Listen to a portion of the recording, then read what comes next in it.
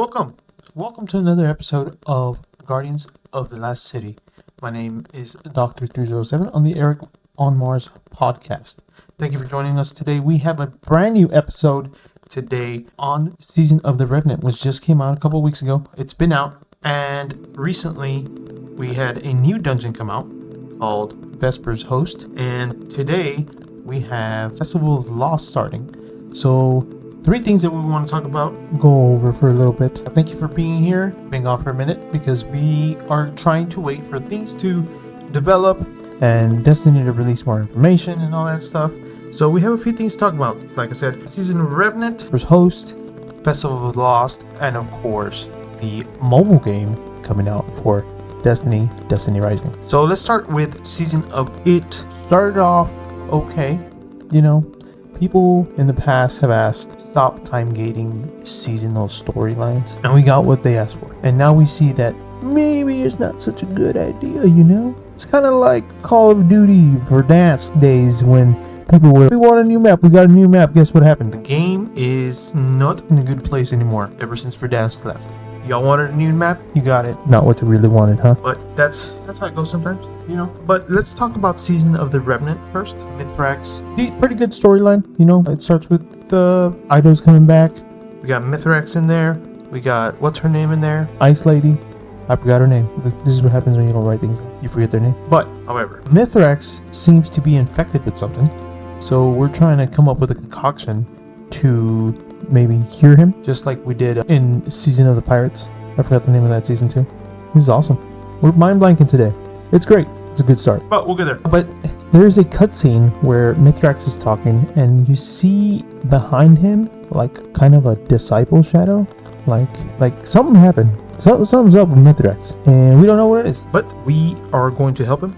And then we are also fighting Pickerel, leader of the Scorn, thinking that Mr. Crow is still, and then we see a cutscene where Earl says, Father, I will pry this imposter from your bones. It's kind of funny. But other than that, that's pretty much what's going on in the story. That's Act 1 out of 3. Act 2 will start in a few weeks. I think we're probably maybe a month from Act 2 starting. So we will see what happens. But let's talk about how Act 1 was released, and you could finish all of Act 1 in one day. So you start by doing a mission, and then you come talk to someone, and you go, same thing, same concept every single time. But this time, seasonally, it's been, okay, you go talk to someone, you get the mission for the week, you go do the activity, you come back, talk to them, then you go do the mission, right? And then that's it for the week. Well, this time, they put everything in there, and you could finish it in like an hour or 2. Did I like it? No. Was I for that happening? You release all the content in one day? No, because I knew that then what are you going to do the rest of the week, What are you going to do the other weeks? What do we do now? Play Onslaught? Now we have Season Lost, we have Vesper's Host, yeah. But at the beginning of the season, we didn't. And a lot of people don't play Onslaught because they don't have teammates to play with. And these are the same people calling for things to be done all at one time. I don't agree with that. There's tonics, which are the seasonal kind of thing to grind for. So you unlock different tonics. There's tonics for weapons, there's tonics for gear. So you pop a tonic, you go do an activity, and during that time, that thing, like say, there's a chest piece, and the tonic that you drink is for that chest piece. So you do an activity, and during that time, that chest piece will be given to you. So, and then there's tonics that, and then on the other side, there's tonics that, that give you increased abilities. So the idea there with the tonics is pretty good. I liked it. I think it's a good idea. I don't think it was... No, it's probably properly executed. Now that I think about it, it's probably good. It's bad. It's not too bad. It's a good idea. The season's not boring at all. Let's get that straight. The season's not boring. The story's not boring. There's activities to do. There's weapons to grind for. There's ways to grind for the weapons. And that's really good. There's no more red borders, so you can't go just get 3 red borders and be done. No. Now you want to roll, you gotta go grind for it. And that's pretty good. I like that a lot. Especially with the new Vesper's Host came out last week. And if you didn't, well, time to grind every week for an icebreaker on Tuesdays, huh? But Vesper's Host was really good. I enjoy that dungeon. It's one of the better dungeons that they've released. If I was to rate them from top to bottom, I would say the best dungeon is probably the Keitel dungeon, which I forgot the name of. I love how I start talking about these things like I'm gonna talk about them and then I forget the freaking names right off the top of my head. The tip of my tongue, but I forget about them. But yes, the one on the moon where you fight Kaido's ghost or whatever. That's my favorite dungeon. And then you have what's my next favorite? Probably the one on Mars. I forgot the names of all the dungeons. Awesome. Let's rate them. Let's rate all the dungeons. All the dungeons in order. Oh, I forgot about that. Okay. Shattered Throne came out first. Shattered Throne, Pit of Heresy, then Prophecy, Grasp of Avarice. Duality is my favorite dungeon. Duality, Spire of the Watcher, Ghost of the Deep, Warlord's Ruin, and Vesper's Host. So I think, let's go top 3 is Duality, then probably Spire of the Watcher. Actually, you know what? One of my favorite? We're gonna go put Spire of the Watcher at number 3. So what's number 2 will probably be Warlord's Ruin? Yeah, so, but Vesper's top 5, top 4, top 5. Vesper's Host is pretty good. My least favorite dungeon is probably Ghost of the Deep. You know, we talk about Spire of the Watcher is a decent dungeon. It's a pretty good dungeon. The only thing I hate about it is how beefy that last boss is. The supplicants. But just how beefy those bosses are. That's the reason Ghost of the Deep is one of my least favorite ones. How beefy that last boss is. Like, she is unnecessarily too healthy. You know, like, what did she eat? Anyway, Vesper's Host dungeon is really good. I like the loot from it. I like the gear from it. There's some bugs going on right now, so I am not gonna solo flawless it yet, but I will try. This is the first dungeon since Spire of the Watcher that I'm gonna try solo flawless. I did not try Ghost of the Deep solo flawless because that last boss fight is just, I am not going to sit there and grind the last boss fight because she has so much health. You can't just 2-3 phase her. You gotta take your time, not die to lightning, not die to exploding thrall. You know, it's just, I am not trying that. Also, I'll probably drown. Warlord's Ruin, I never gave a shot to Warlord's Ruin, and I don't know why. I think Ghost of the Deep kind of messed with me so much that Warlord's Ruin just didn't seem like, you know what, you just don't want to be on a struggle bus. But maybe I should try. But Vesper's Host I will try. And if I beat Vesper's Host, I will then try Warlord's Ruin. And if we beat Warlord's Ruin solo flawless, then maybe we will play Onslaught. Because I'm not doing Ghost of the Deep. Anyway, going on, like I said, dungeon, Vesper's Host, great. You get Icebreaker. Icebreaker's back from Destiny 1. Great gun, fun gun. And it's a fun dungeon. And like I said, there's good weapons and there's no red borders. And what's cool about no red borders and good weapons in a dungeon is you get to do it over and over again. I got this many clears in the dungeon and I finally got the God Roll weapon. Now, there is a little bit of bugginess to the weapon that I'm talking about, which is the heavy grenade launcher. There's a little bit of bugginess to the drops. So grind for it if you want to wait for the bug to be fixed, where it's only dropping a certain perk in a column at a higher level than it's dropping the perk that you're looking for. Then I would wait till that's resolved, and then you can get to grinding for the heavy launcher that you want. But there is a good heavy launcher in there, and if you do the first encounter repeatedly over and over, because there's no limit to what you can get out of the chest and how many times you can do it without getting anything. Like, you will get something every clear you do of that first encounter. So do first encounter, go back to orbit, reset the checkpoint, go do first encounter, go back to orbit, reset the checkpoint till you get the roll that you want. You could be there for a couple hours, you know. You don't have to do it all night. I'm not saying go into Vesper's Host and grind the first no return with nothing to do. Just do it a couple times today, a couple times tomorrow, a couple times the next day, you know, until you get the role that you want. And that's what grinding is about. It's about being able to play the game that you love, looking for something to be like, finally, I got it.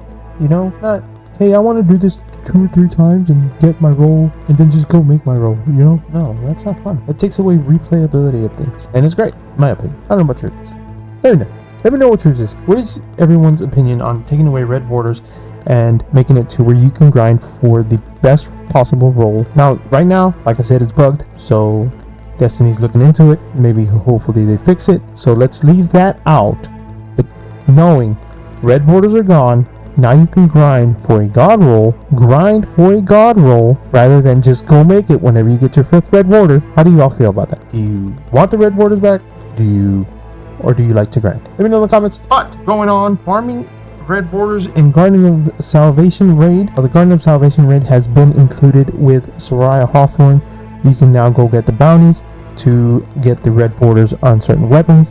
There's a broken shotgun right now. I don't know if they fixed it yet. I have not looked into that, but I forgot the name of the role. It's at the tip of my tongue, just like everything else, so it's all scattered. But there is a shotgun in the raid Garden of Salvation, and it's pretty good in PvP. So if you're a PvP player, PvP player, and you want that role, go get it. And if it's not available anymore, or if they nerfed that certain perk, I'm sorry. If you didn't know about it, I'm also sorry that this information is coming to you so late.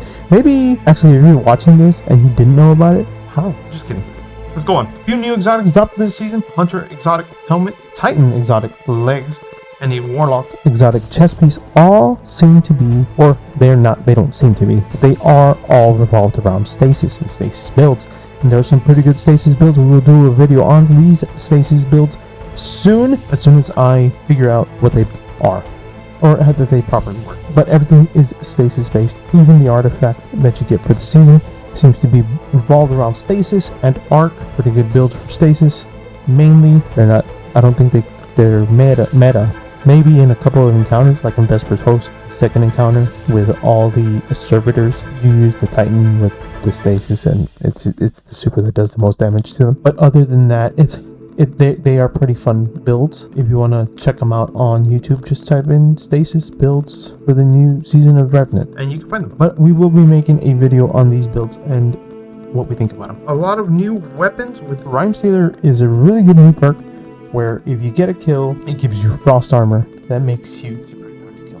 Why do you say that? If you hear my dog, guys, in the background crying, it's because one of my girl dogs is in heat, and he is just in love with his sister. Anyway, a lot of new weapons, new perks, season rating through Act 1. I'm gonna give it a 4 out of 10 story-wise, mainly because it's kind of hard to understand. Here's the thing, I don't agree with releasing everything at once, like we were talking about at the beginning. I don't agree with releasing everything at once in Act 1, because then you run out of things to do. You're gonna finish it fast. But the fact that most of these missions were, hey, go kill 15 enemies, I was like, that it, bro? We've got to kill 15 enemies. That's the end of this part. Oh boy. Okay. But we'll see how it goes. Still Act 2 and 3 to come out and maybe strengthen that rating. Right now we're at 4 out of 10. So maybe at the end it'll be like a 6, 7 out of 10. You know? They're not all going to be bangers. Just saying. Anyway, going on. Let's talk about the dungeon. Dungeon rating, I'm gonna give it a 6.5 out of 10. It's an easy dungeon. Why did I give it a 6.5? I'm just kidding. 6.5 out of 10 because the boss fight is ass. It's not a bad boss fight. It's just the lightning striking the ground. It can be kind of annoying. But if you finally figure out that there's areas where lightning doesn't strike, that's where you gotta stand. But it's pretty fun. 7 out of 10. I think 7 out of 10. Yeah, that's a good rating. That's fair, right? 7 out of 10. What do you think? Tell me in the comments. What do you think? What's your rating on this dungeon? And the weapons. What's your favorite weapon? Now, let's talk about something pretty big. And it's Destiny Rising. The mobile Destiny game. Takes you back to then. People are thinking maybe the Warlord storyline. And that would be really cool if you can get lore from there. Because there's a lot of things I want answered. Like, I want that Shaq storyline, big time. And that could be really cool. It could lead to... What are the pros and cons about Destiny Rising Destiny's mobile game? I'm not sure. Should try it, just to see what's up. Not much of a mobile game player, but, you know, it could be good. And it could lead to things, because if you saw the preview to it, there was a couple of supers in there that are not in Destiny 2. And then I was like, yo, what's that? What is that? Can I have that? So there might be things in Destiny Rising that we can say, hey Bungie, why don't you add that to your game? And maybe we'll get it added to the game. Maybe there'll be more ideas that come from a prequel to add to Destiny 2, you know? Like maybe they'll do something, there'll be a mission where something happens, and then now that we're in the future, we go back to it to revisit it because we remember that happened. I think we should all give it a try. We're Destiny players, just to see what happened. What's up? I'm not saying go be a solid mobile game player, but maybe we should give it a try. We'll see. And the success of Destiny Rising will be determined on if it's monetized, on the amount that it's monetized. If it's heavily monetized, it's not going to do well. But if it's properly monetized to where, yeah, some things cost money, but you can also earn things just like that in the game, where not all the good things are hidden behind paywalls, maybe it'll be good. And like I said before, it's not run by Sony. It's a separate company that Sony owns a portfolio for. We will see how it goes. And lastly, today was the release What are we talking about? Season of. It's a festival. Festival of the Lost started today. Festival of the Lost started in returns in Destiny 2. Conquer haunted sectors for great rewards, including the new Arcane Embrace legendary shotgun plus returning weapons with refreshed perks. Also, don't miss your chance to grab exotic class items and this Super Black Shader. Super Black Shader's back in April when Onslaught came out. If you missed it, now's your chance to get it. So, other than that, that's all I wanted to talk about. Season of the Revenant, done Vesper Host, the new dungeon. A couple things about the new season, the 3 new exotics, and then Destiny Rising. And of course, Festival of Lost started today. We will have maybe a talk here in a couple days on Festival of Lost. I'm gonna go play it, see what's up, and hopefully it's worth the grind. But let me tell you guys, if you believe that there is nothing to do in Destiny right now, you might be a little wrong. Maybe just go check it out. Go check out the game and tell yourself, hey, how many tonics have I unlocked? Unlock all of them. What do I need to unlock that tonic? Oh, I need to play Onslaught to unlock that tonic. Okay, let's go play Onslaught for a little bit. Oh, look at this cool gun that I got. What's a roll? Oh, it's this. Huh. What other rolls is coming? Light.gg.com. Check out Light.gg rolls that coming. Oh, I like that roll. Hey, I'm gonna go play Onslaught and try to get a roll of that gun. Hey, this tonic unlocks that gun. So if I drink this tonic when I do Onslaught, I will get that gun at the end of a round maybe. Or in the middle of the round. Oh, I got the gun. Is it the roll that I want? No. Oh, let me try it again. There's stuff to do, guys. It might be a little, quiet on the storyline side, but there's stuff to do in Destiny right now. And it's not all bad things. And Season Festival of Lost is here. Now you can get your Super Black Shader if you didn't get it. And you can get exotic class items. Exotic class items for candy. I remember, if I saw correctly, you can go grind some lost sectors, get some candy, and get an exotic class item instead of going to play in the Pale Heart for an hour and a half. Or go do Dual Destiny with your buddy. You go do Dual Destiny, yeah. I mean, you get 2 rolls every time you do it. Or you get 2 rolls the first time you do it every week. But for candy, I'm down to do some lost sectors for candy and grind some exotic.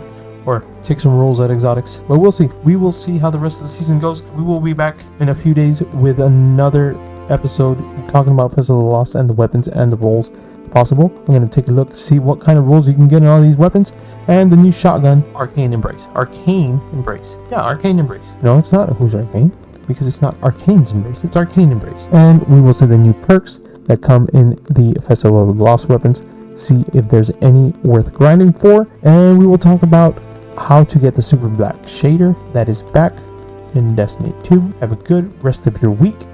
We will talk to you in a couple days about Festival of the Lost and the weapons in there. Thank you for joining us. Thank you for being here. Once again, check us out on Twitch. Doc3307 will be live playing Destiny 2 and sometimes Warhammer 40k. But don't tell anyone.